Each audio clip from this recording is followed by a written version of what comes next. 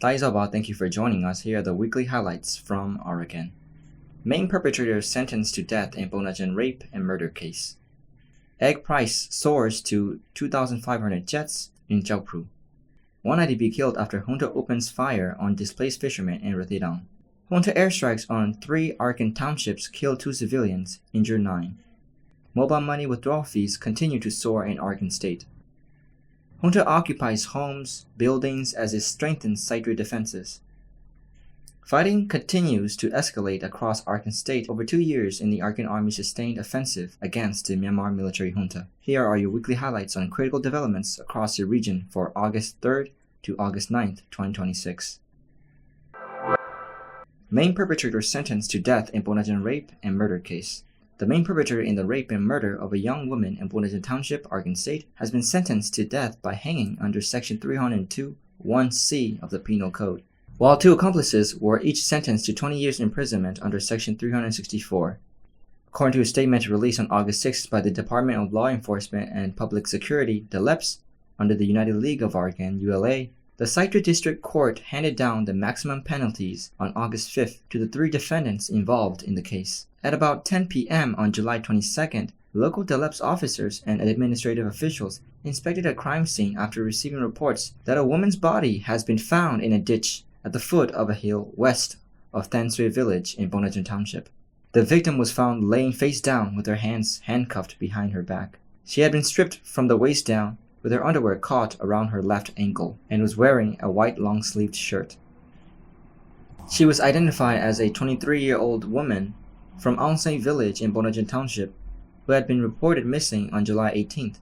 Authorities said the left sleeve of her shirt had been torn, the back of her skull had been fractured, and her body had begun to decompose. DLEPS opened case number 18/2026 under Section 302 of the Penal Code on July 23rd and launched an investigation. During questioning, 37-year-old Mount Denwin from Sainenji village, who was staying at the Jalanba Monastery IDP camp in Yudio village, Ponnagyun Township, confessed to raping and murdering the victim. Investigators also implicated 2 other suspects, 29-year-old Mount Ejo, also known as Mount Bu, son of Ujo Sen, and 21-year-old Mount Tenso, also known as Ngalong, son of Unini.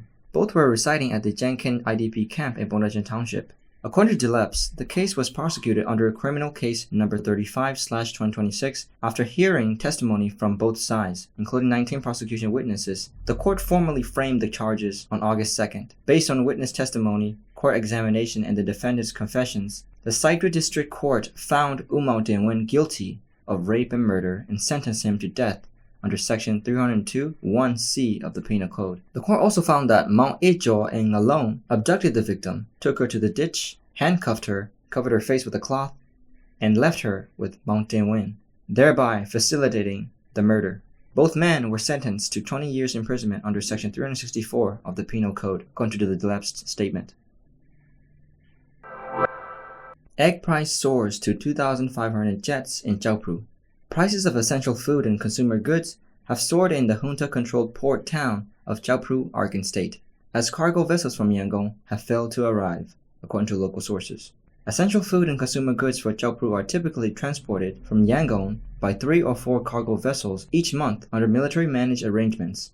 However, no cargo vessels have docked in nearly a month, pushing commodity prices to almost twice the previous levels. In June, an egg in Kyaukphyu cost 1,500 jets. A basket of bosemwe rice cost more than 40,000 jets. A basket of low-grade rice cost more than 20,000 jets.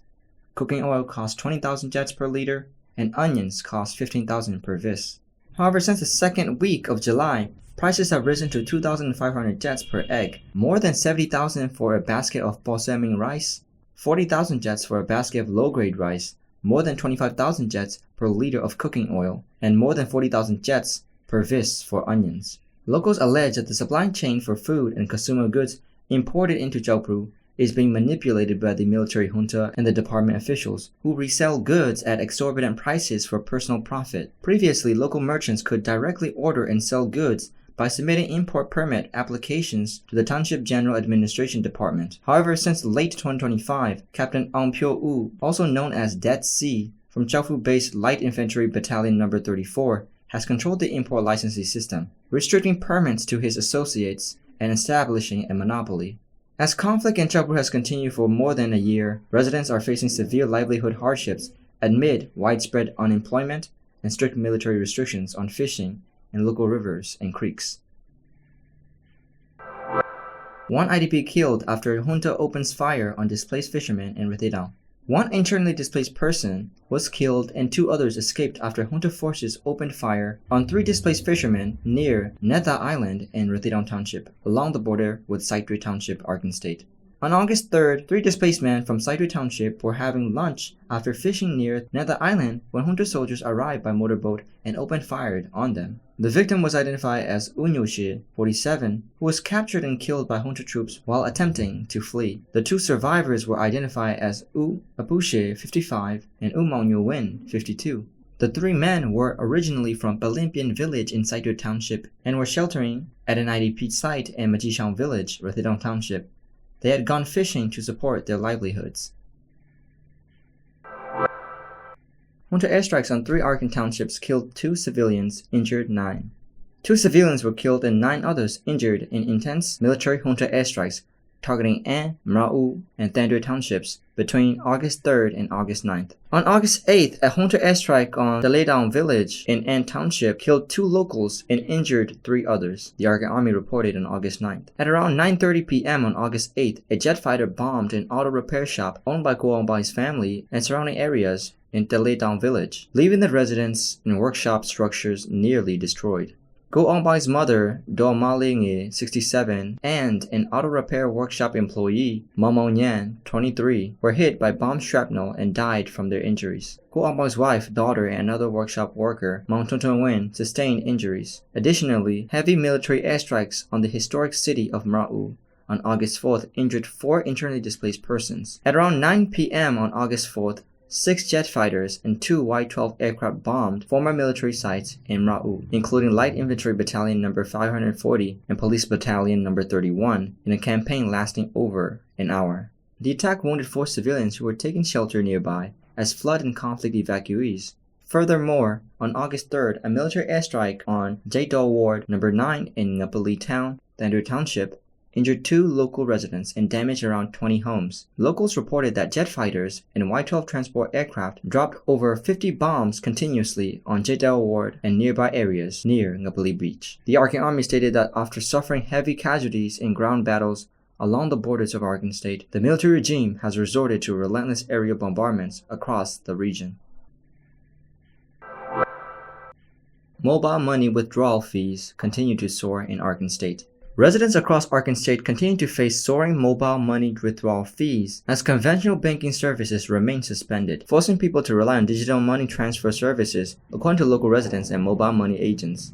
In recent days, withdrawal fees for 100,000 jets have risen to between 6,000 and 10,000 jets in several townships, including Kyaukphyu, Mrau, Ajanabura, Rathedaung, and Buthidaung. With conventional banking services remaining suspended across Arakan State due to the conflict, residents have been forced to rely primarily on mobile wallets such as K-Pay, AYA Pay, and Wave Pay. A mobile money agent in Kyaukphyu Township said the increase in the withdrawal fees is largely due to a decline in cross-border trade with India during the monsoon season. Local sources said reports that Starlink satellite internet services in Arakan State may soon be shut down have prompted many residents to withdraw their savings from mobile banking accounts, further increasing demand for cash and driving up withdrawal fees. The rising withdrawal fees have placed an additional burden on local residents and internally displaced people who depend on remittance from family members working abroad to meet their daily needs. Many families in Arakan State rely on relatives working in Thailand, Malaysia, and China to support their livelihoods. Although the United League of Arakan has begun preparations to establish its own banking system to ease the situation,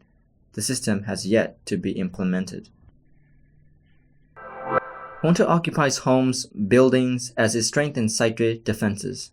As fighting draws closer to Sittwe, the military junta has intensified security in the Arakan State capital by occupying residential homes and other buildings to station troops, according to local residents. Since July, junta troops have occupied houses and buildings near Saraja Bridge in Sittwe and turned them into forward military positions. As Sittwe remains the junta's last major stronghold in northern Arakan State, the Arakan Army has encircled the city, while the regime has reinforced its defenses and bunkers and additional troop deployments around the outskirts. To prevent the Arakan Army from advancing into Sittwe, The regime installed razor wire around parts of the city, including the Strand Road and Viewpoint Beach in August 2024. By April 2025, heavy fortified bunkers had been built at those locations and several other sites across the city. The regime has since expanded its presence by occupying buildings in areas it believes could be used by the Arakan army to enter Sittwe. Although the Arakan army continues to encircle Sittwe, large-scale ground fighting has yet to reach the city. However, both sides continue to exchange heavy artillery fire, while the Arakan army has launched intermittent offensives around the city's outskirts. In late July, the Arakan army launched offensives near Yachinbin village, gradually advancing towards Sittwe before the fighting temporarily subsided. This has been your weekly highlights from Arakan. This program is presented every Tuesday, so please stay tuned. May all people of Arakan and the world stay healthy and safe.